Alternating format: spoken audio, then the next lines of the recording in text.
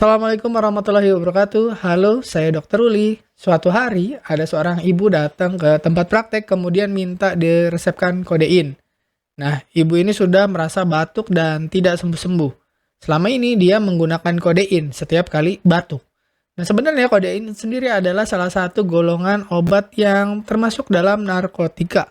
Dan memang biasanya diresepkan pada batuk yang sangat berat yang bisa membuat komplikasi, misalkan jadi pecah pembuluh darah di kepala atau batuk yang bisa sampai muntah gitu, yang sangat berat dan tidak bisa ditolong, misalkan sampai henti napas gitu batuknya, bahaya deh pokoknya. Nah, tapi ibu ini ternyata sudah terbiasa untuk minum obat batuk, bahkan untuk keadaan ketika dia tidak batuk. Akhirnya apa? Ketika dia benar-benar batuk, kebanyakan obat batuk tersebut tidak efektif lagi atau nggak mempan lah. Nah, kejadian ini sebenarnya ya tentu saja saya tidak bisa memberikan kodein tanpa indikasi yang jelas. Tapi kejadian ini mengajarkan kita bahwa begitu banyak orang yang terbiasa untuk minum obat. Apapun yang terjadi, keluhan apapun, minum obat. Bahkan akhir-akhir ini tidak cuma di Indonesia, di seluruh dunia juga terjadi kejadian seperti ini. Jadi orang itu dengan mudahnya membeli obat kemudian diminum. Misalkan dia sakit sedikit ya, kemudian ke apotek atau ke warung beli obat kemudian minum, dan hasilnya adalah ketika dia benar-benar sakit itu obat-obat yang harusnya efektif jadi tidak efektif. Misalkan biasa sakit kepala atau nggak enak dikit minum obat, kemudian ketika benar-benar pusingnya tidak tertahankan dengan obat warung atau obat yang bisa dibeli sendiri di apotek itu tidak efektif lagi. Jadi terpaksa harus pakai obat yang lebih tinggi. Di seluruh dunia juga sama, dan yang paling mengkhawatirkan sekarang adalah antibiotik. Dan ketika antibiotik itu dipakai seperti obat sakit kepala, jadi setiap demam atau setiap nggak enak badan minum antibiotik, setiap di hari minum antibiotik, yang terjadi adalah resistensi antibiotik. Jadi ketika kita benar-benar sakit dan infeksinya itu bakteri, ketika kita minum antibiotik yang ringan atau yang levelnya tidak terlalu berat, itu tidak efektif lagi. Jadi terpaksa harus naik. Kenapa? Karena bakteri-bakterinya sudah resisten terhadap antibiotik. Jadi kita mau bahas kapan kita harusnya minum obat dan kapan sebaiknya tidak perlu minum obat. Intinya jangan minum obat kita ketika tidak terpaksa. Pengen tahu gimana taunya kita bisa minum obat atau enggak? Nah, simak sampai selesai. Kita akan bahas bareng-bareng.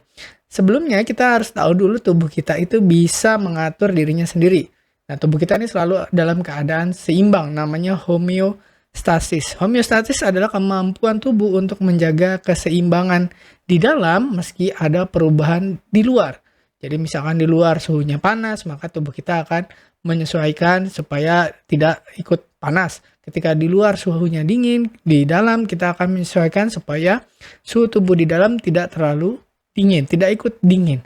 Nah, itulah kehebatan tubuh kita.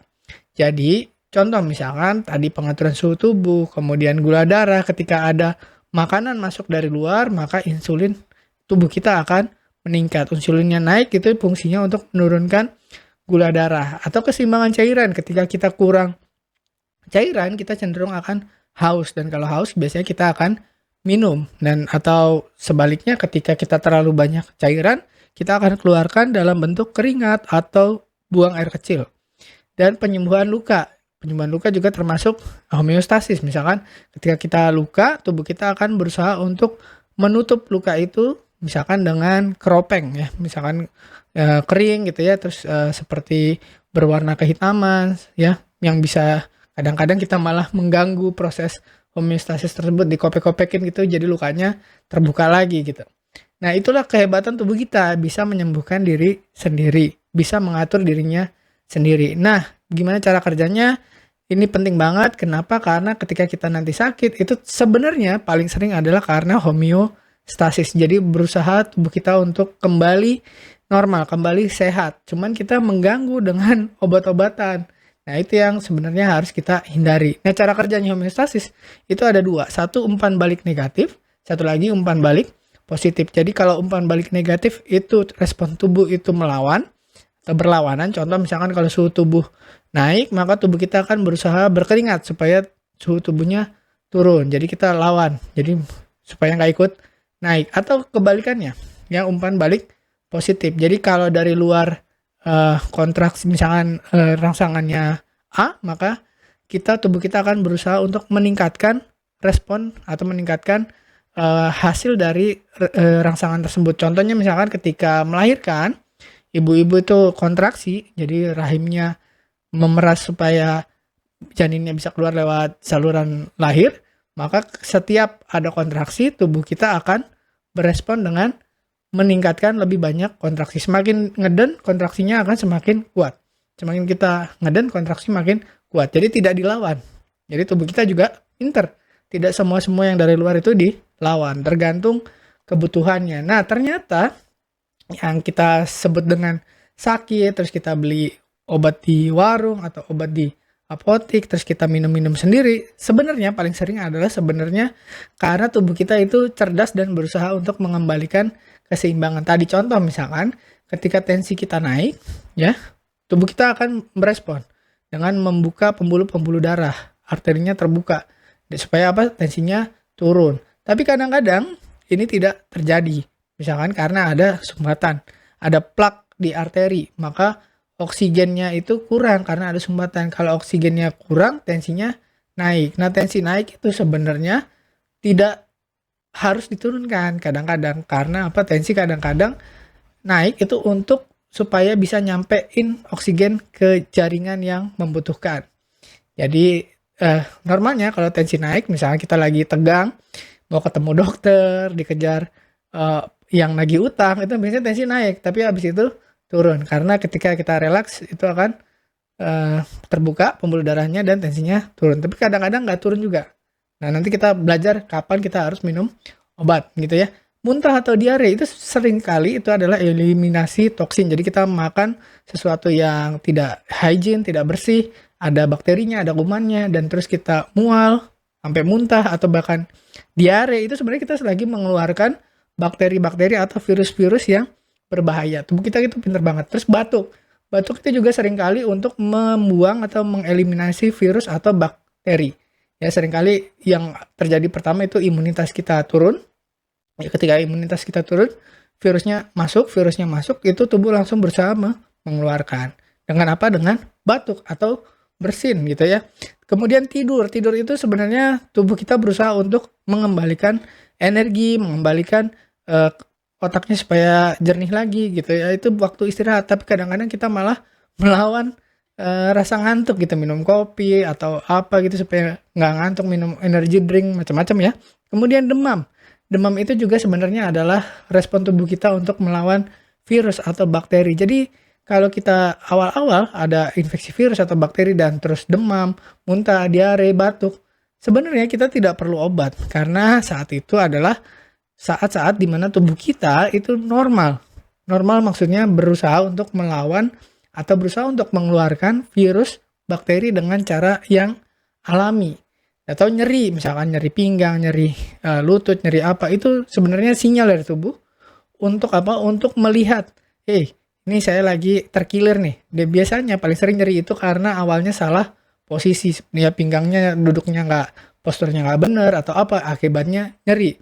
Nyeri itu sinyal buat kita mengkoreksi apa postur kita, apa berat badan kita, apa mengkoreksi cara jalan kita. Ya, tapi yang sering terjadi adalah kita minum obat nyeri, tapi posturnya tidak diperbaiki. Akhirnya nyerinya tambah lama tambah parah, bahkan sampai akhirnya terjadi kerusakan sendi atau kerusakan otot dan seterusnya. Ketika kita sesak, ya, itu sebenarnya paling sering adalah kurang oksigen. Jadi paling benar itu harusnya kita memperbaiki pernafasan kita, latihan napas, pola napas gitu. Baru nanti kalau ternyata kita tidak bisa kompensasi, baru kita cari obat. Nah, mengapa harus menghindari obat? Karena satu, obat itu mengganggu mekanisme alami tubuh. Contoh misalkan tadi kita lagi batuk atau bersin atau diare, itu sebenarnya lagi mengeluarkan virus atau bakteri. Ketika kita minum obat, kita menekan respon tersebut. Jadi kita batuk nggak jadi batuk, mau bersin nggak jadi bersin. Ya, terus mau diare atau muntah jadi nggak muntah. Apa yang terjadi? Yang terjadi adalah ya tadi bakteri, kemudian virus atau toksin-toksin itu masih tetap di dalam tubuh kita, nggak bisa keluar gitu karena respon kita ditekan. terus memodifikasi respon tubuh. Jadi normalnya misalkan kita kalau ada alergi atau ada apa kita bersin. Nah, ketika kita minum misalkan efedrin atau apa, obat pilek atau obat batuk gitu ya, terus respon tubuh kita jadi beda. Ya, jadi ketika ada infeksi yang sama, besok-besok mungkin kita nggak batuk. Akhirnya toksinnya jadi bertumpuk atau bakteri dan virusnya menumpuk gitu. Dan respon tubuh seperti tadi, contohnya misalkan ketika kita batuk terus terbiasa untuk minum obat batuk walaupun batuknya ringan, ketika nanti suatu saat kita batuk dan berat, ketika pakai obat yang biasa, obat warung atau obat apotek itu kayaknya kurang efektif. Jadi kita harus pakai obat yang lebih tinggi atau yang lebih berat, dan yang lebih berat biasanya lebih bahaya. Dan ini yang dikhawatirkan kalau antibiotik. Antibiotik itu kalau kita sering make itu bisa menyebabkan namanya resistensi, itu kebal. Jadi bakterinya kalau kita sering ngemil antibiotik, bakterinya akan kebal terhadap antibiotik yang biasa-biasa aja. Jadi antibiotiknya harus yang super poten gitu. Dan bahkan kalau antibiotik kita sering make sembarangan, antibiotik itu mematikan bakteri, baik yang bakteri baik maupun bakteri jahat. Oke, bakteri jahat mati bagus, berarti penyakitnya bisa diobatin. Tapi kalau bakteri baik yang mati, nah di usus kita, di saluran cerna kita ini sebenarnya banyak sekali bakteri-bakteri baik. Ketika itu mati, nah pertahanan di saluran cerna kita juga terancam. Jadi bakteri itu termasuk dalam sistem pertahanan tubuh juga. Jadi kalau bakteri baiknya banyak yang mati, otomatis akan diisi atau digantikan sama bakteri-bakteri yang kurang baik atau bakteri jahat. Jadi penyakitnya jadi lebih aneh lagi. Ya, jadi infeksinya lebih tidak jelas lagi. Karena yang dominan nantinya adalah bakteri-bakteri yang jahat atau bakteri-bakteri yang buruk untuk kesehatan kita. Nah, apapun obatnya, mau obat batuk, pilek, yang obat pusing, ringan, ya dok ini kan cuma obat warung. Bener, ringan, tapi seringan-ringannya obat pasti tetap ada efek sampingnya. Apalagi kalau sering makanya dan dalam jangka waktu panjang ya. Makan obat pilek atau obat sakit kepala seperti makan kuaci gitu, jadi cuman dicemilin gitu. Nah itu bahaya banget. Bahayanya apa? Tadi kita udah bahas. Nah sekarang kapan pakai obat? Satu, kalau kondisinya darurat mengancam nyawa. Misalkan gula darahnya tinggi banget atau tensinya tinggi banget. Nah ini kebalikan juga. Banyak orang ketika harusnya pakai obat itu takut pakai obat. Padahal obat itu memang dipakai untuk ketika tubuh kita tidak bisa mengembalikan tadi keseimbangan tadi. Harusnya tubuh kita secara otomatis bisa mengembalikan keseimbangan. Tapi ada keadaan-keadaan di mana tubuh kita kalah dengan infeksi, kalah dengan tensinya, kalah dengan demamnya, kalah dengan gula darahnya. Nah, respon-respon tubuh kita yang berlebihan memang dan mengancam nyawa, memang harus sebaiknya pakai obat. Contoh tadi gula darah terlalu tinggi, atau kita sesek sampai nggak bisa napas, nyari dada, ya kan? Pokoknya satu kondisi emergency atau udah darurat, mengancam nyawa. Yang kedua, ketika tubuh tidak bisa mengkompensasi atau tidak bisa melawan atau menjaga homeostasis. Jadi contoh misalkan demam, itu kan respon tubuh yang normal untuk membuang atau mematikan virus. Tapi kalau demam yang sangat tinggi dalam jangka panjang, itu bahaya juga. Bisa menyebabkan kejang. Jadi otak kita itu nggak tahan dengan suhu yang terlalu tinggi. Misalkan 40, 41 itu bahaya sekali. Apalagi dalam waktu yang lama bisa menyebabkan kejang. Apalagi pada anak-anak dan bayi. Kemudian demam yang berhari-hari. Demam yang berhari-hari udah menunjukkan bahwa ini udah lewat dari respon normal tubuh. Kemungkinan adalah infeksi dari bakteri yang berat. Jadi butuh antibiotik. Untuk diare yang berhari-hari. Ya kalau diare virus atau diare yang karena salah makan, itu biasanya dalam beberapa hari akan reda dan lama-lama hilang. Tapi kalau nggak hilang-hilang, ini bisa menimbulkan bahaya baru namanya dehidrasi. Ya karena cairan keluar terus. Ini harus dihentikan. Jadi butuh obat diare atau gula darah yang tinggi dan berhari-hari, bahkan bertahun-tahun. Banyak sekali pasien datang ke saya itu gula darahnya sudah bertahun-tahun dan nggak pernah minum obat. Hasilnya apa? Komplikasi. Nah ketika gula darah kita tinggi banget dan nggak bisa turun, itu udah jelas tubuh kita nggak bisa mengkompensasi. Jadi untuk awal-awal, dok saya kan pengennya diabetes nggak minum obat, saya kan pengennya diabetesnya sembuh. Ya tentu bisa, tapi ada prosesnya. Jadi ketika tubuh kita masih kalah, masih nggak bisa kompensasi, misalnya kita udah jaga makan, udah puasa, udah macam-macam, tapi kok masih tinggi aja, berarti tubuh kita nggak bisa mengkompensasi, belum kuat, belum mampu untuk melawan gula darahnya, untuk menurunkan gula darah secara alami. Harus dibantu dulu dengan obat atau insulin. Jadi jangan takut dengan obat, jangan takut dengan insulin, tapi juga jangan berlebihan. Intinya itu. Dan untuk tahu kapan pakai obat ini atau enggak, sebaiknya konsultasi dengan dokter kalau ilmu kita belum nyampe, ya. Hati-hati penggunaan obat berlebihan bahaya, tapi nggak mau minum obat juga bahaya. Alternatif dari obat sebenarnya satu, pola hidup yang sehat. Kita menjaga imunitas kita, menjaga respon alami tubuh kita, menjaga tubuh kita tetap prima supaya nggak gampang sakit. Caranya ya gampang, pasti Anda juga udah tahu, olahraga teratur, makan yang seimbang, kemudian tidur yang cukup, istirahat, dan kurangi stres ya. Stres itu emang gampang banget menimbulkan penyakit. Nanti kita akan bahas kapan-kapan kenapa kita tidak bahagia itu bikin sakit gitu ya.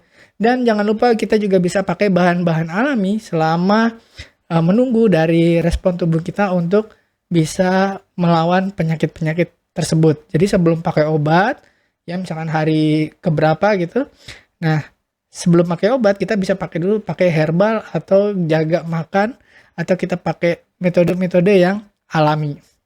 Nah, kesimpulannya, tubuh punya kemampuan alami untuk menjaga keseimbangan tubuh atau untuk menyembuhkan dirinya sendiri.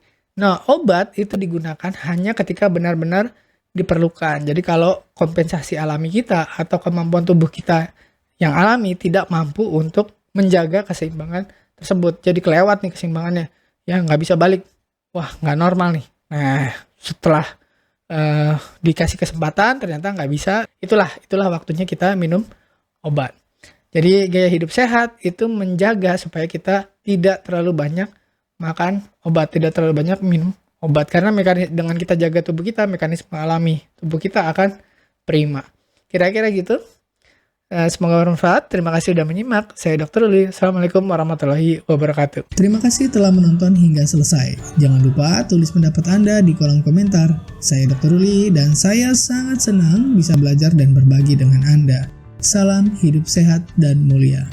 Jangan lupa tekan tombol like, subscribe, lonceng notifikasi, dan ikuti media sosial kami sehingga Anda tidak akan melewatkan ilmu berguna lainnya dari kami. Sampai jumpa di video berikutnya.